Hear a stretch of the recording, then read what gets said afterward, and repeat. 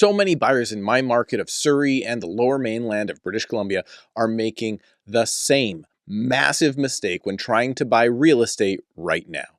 And no matter how many times I say it, they just still don't seem to listen. And I'm not talking about buying the wrong property, paying too much, or even trying to time the market.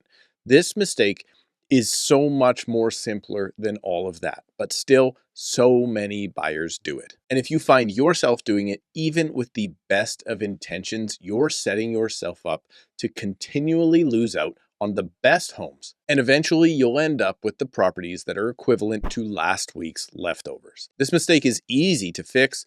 And if you're a viewer of this video right now, you're going to think that it's a no-brainer until, of course, you yourself become a buyer and inevitably make the same mistake. So subscribe to the channel to stay up to date on Surrey and lower mainland real estate, and click the like button for better understanding of the market. And know that if you need help in my marketplace here outside of Vancouver, you can book a call with me right now using the first link in the description just down below this video at a time that works best for you. Now, let's understand this mistake a little better. The problem I'm seeing out there in the marketplace right now, time and time again, is that buyers are hearing that prices are down and it's a buyer's market. And if you look at the stats, both of those statements are totally true. For example, prices are down $200,000 from the peak across the Fraser Valley, and overall inventories have been in buyer market conditions for most of 2025. But what that doesn't mean, or I guess what buyers fail to comprehend, is that these facts don't just mean because a home is still available for sale and it's not yet sold, that in itself means that it's going to sell for the amount that you want to pay for it. And somehow you will be able to buy a property that is above your budget, or more specifically, that those homes that are above your budget will magically fall within it. And honestly, it's just not the case. To highlight this a little further, let me take a moment and show you some recent listings and sales with real asking prices and sale prices to show where the market really is, and why you maybe won't be able to buy what you're hoping to buy if what you are hoping to buy is a very, very low purchase price. Now, to illustrate the situation, I just did a very quick search in an area close to where I live, in Cloverdale in Surrey, a neighborhood in Surrey. And I just looked for a very common family home. These were kind of anywhere between, let's say, 5 and maybe more than 20, 25 years old homes, townhomes, which is where the affordable rates are these days, or the affordability for 3 and 4 bedroom homes are in my marketplace. And they had side-by-side garages between, let's say, 1,700 and 1,900 square feet. And this is what we end up with. Now, let me walk you through, because if you're versed in real estate, you can already see it. You can already see exactly what's going on. So let me walk you through it. So first off, we realize that these are all townhomes. And then this line here is the status. Anything blue is sold. Anything green is active and still on the market. Then we have the pricing, how many bedrooms, how many bathrooms, square footage, and all the rest of that jazz, including days on market, which is very, very important. Now, what we'll notice immediately is there is no blue above 835. So in that sense, if you're a seller, let me turn this on the other side. If you're listed basically above 835, or let's say there's a little bit of wiggle room because the average list to sale price still in this marketplace right here is like 98.1%. So let's say, for instance, you're listed over 850, you just don't stand a chance in selling, right? Like it's pretty obvious. Now let's go through these specifically so I can talk a little bit more about them. And hopefully that'll help you better understand this concept. So these first 3 listings that are here, you'll notice that they are remarkably lower than the rest of the listings. One of them is active for $799. The other 2 are sold for $800 and $814.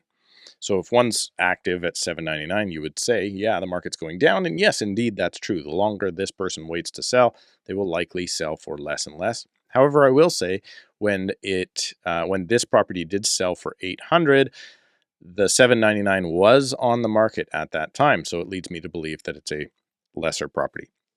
But for example, you've got 814, 800, and now basically also 800.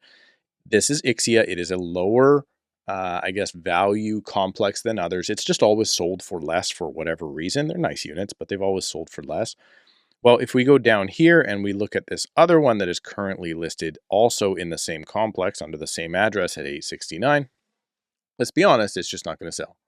The owner's asking 869. What are the chances that an owner's asking 869? They want to go ahead and sell for 800 or possibly less? Probably very, very little. But now let's take Ixia out of the equation. I wonder if I can actually do that here. Let's do that live. I'm going to click all of the Ixia properties out, including that one there. And then we're just going to look at the rest of the properties. Well, now it becomes even more highlighted of exactly what's going on. There is, for whatever reason, this one property, this is actually, I believe, Laredo, another lower end selling property comparatively to others. But we've got market value now at 835, 835, 830, and 830. But the mistake that people are making is they're coming into these properties when they're listed for sale. For instance, like this currently 848 property that's currently listed, and they want to try and get that for below the Ixia prices, right? For below the lowest prices. So you'll see buyers right now in the marketplace. I'm not going to blame them for it. It's just uneducated about what market value is. If you have this, let's say 848 listed home, there's no reason why this particular property in this example would sell for like 770, 780, 790. Even the lowest price properties don't sell for that price. So in this respect, it just makes no sense. You're seeing a ton of buyers offering on, well, not offering on these properties whatsoever, and then going into this kind of price range where we know they're going to sell for 830, 830, 835, and 835. Like, that's no coincidence. Those properties sell for that because that is market value. But if you then look at those properties and say, I'm going to get another 10% off of that, it's just completely misguided. And to prove the point, let's just hop in here and take a look at the actual, list to sale on these particular properties. So you had an 849 sold for, heaven forbid, basically 2% under the asking price, which is what they do. We've got another one here. Now, this one was a little bit better of a deal, if you want to call it that. It was listed at 859, sold for 835. These are both innovation, definitely a higher value price for sure than the Ixia ones. We've got another 849 sold for 830, and we've got another 859 sold for 830. If anything, that's the biggest deal. That's $30,000 off of the asking price in this particular case. But when you go back and look at it, like all these guys listed here, 925, 925, $1,090,000, they might as well not even be on the market right now. Honestly, they may as well not even be on the market. And the reality is, like, if you want a deal, what you should be doing, let's go back to all here. If you want a deal, you're going to go and buy the lesser property. So you're going to go buy a lower price property in, for instance, Ixia, or for instance, in Laredo, which is, right here as well, because they are currently listed at a spot of which is the deal. Now, could you get a couple of percent off of them? Great. But what you're not going to do is you're not going to go into, let's say in this instance, the Laredo property or the Ixia property that are already at the lowest price point and then offer 10% below that, right? You're not going to get $80,000 off of these properties. If anything, if you're really thinking about it, you want to try and get $80,000 off of any property, you go and pick the listing in Ixia.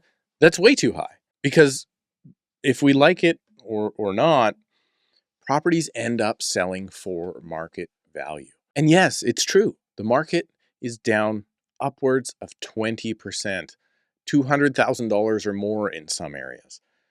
But that doesn't mean you're going to get another large percentage off of where we are at right now. And maybe in the future, maybe the market does come down another 20%. We don't know. Nobody knows where the market's going to be. But if you're waiting for that market to come down another 20%, you have to wait until it does come down another 20%. Let me know if you think I'm right or wrong about this concept. Honestly, market value is market value no matter what the market is doing. And, well, buyers just need to understand that right now. And if you are a young Canadian interested in learning more about how to save for your first home, you're going to want to watch this video right now, because there are many tips, strategies, and tools you can use in order to make homeownership a reality rather than a pipe dream.